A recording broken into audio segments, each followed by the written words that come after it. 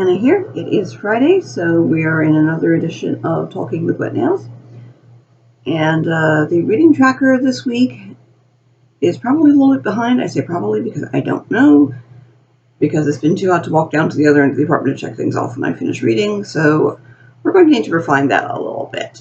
The writing tracker, I have thrown the original purpose completely out the window, and it's evolved into writing down what I did each day at the end of the day, not giving a number, checking anything off, but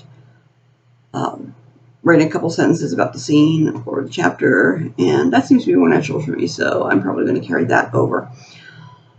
The focus this week is about refining focus, and I had a few conversations with real-life friends and online friends about what do I love about writing historical romance and reading historical romance, and what kind of historical romance, and enough with the rah and market, blah, blah, blah, blah, blah.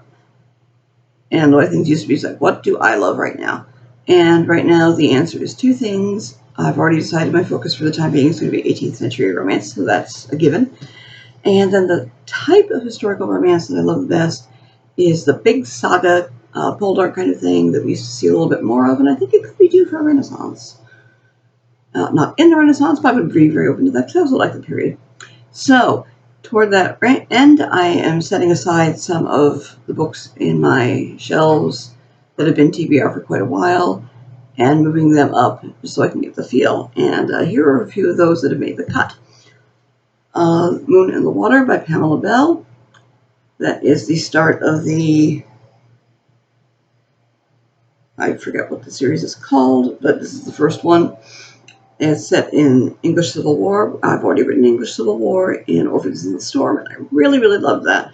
Would love to write another one someday, so possibly, but as soon as we get the start. The back here, from the beginning, they both knew their love was forever. Glorious Thomasine, born heiress to the Heron fortune, orphaned at 10, she grew to womanhood at the great house of Goldhays. Wild, headstrong, Francis the rebellious one, his heart captured by Thomasine.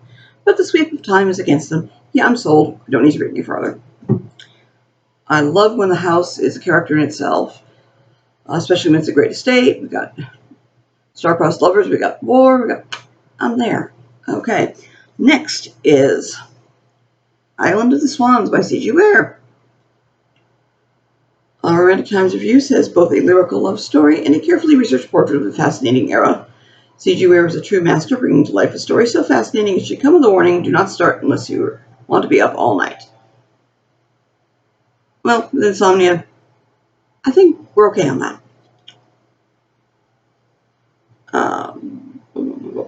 Yeah, it's Georgian. We've got theater. We've got books. Do we have theater? I think we have theater. I may be getting things up, but there really are swans. I like swans, so we're good. I don't remember if this is a standalone. I think it might be. But I'm just going to go into it blind and see what I come out. And then we have this little fella. In the Shadow of the Crown by Susan Bowden. Bowden? I'm not sure how to pronounce my name. This starts in 15th century England, and it goes through 2 more generations. And I have not read this book, but I read the book that comes after it by accident, not knowing that it was a sequel. I hate reading out of order, but I fell crazy in love with it because this is some awesome sauce craziness.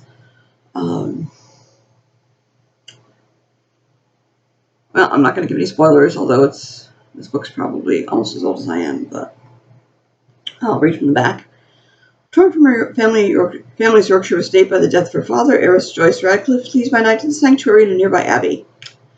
Beset by robbers, she is rescued by a brave horseman who serves Richard, Duke of Gloucester, and taken into Middleham Castle. Once Richard makes her his ward, Joyce is swept up in the tapestry of history that will take place with the Duke on the throne of England. Yeah, I'm good, I'm there. So, I will keep you all updated on how the reading progresses, probably interspersed with some more recent historical romances. I think these 3 might have been shelved as historical fiction, possibly romantic elements. I don't honestly remember. Let me check it's a very nice edition of Island of the Swans. Absolutely untouched, and I got it in a discount store, so that was like kind of a find. I've been looking for it for a while. Oops, Okay, I have blabbered myself out of time, so that's what I'm doing. Everybody have a great weekend, and I will see you next week.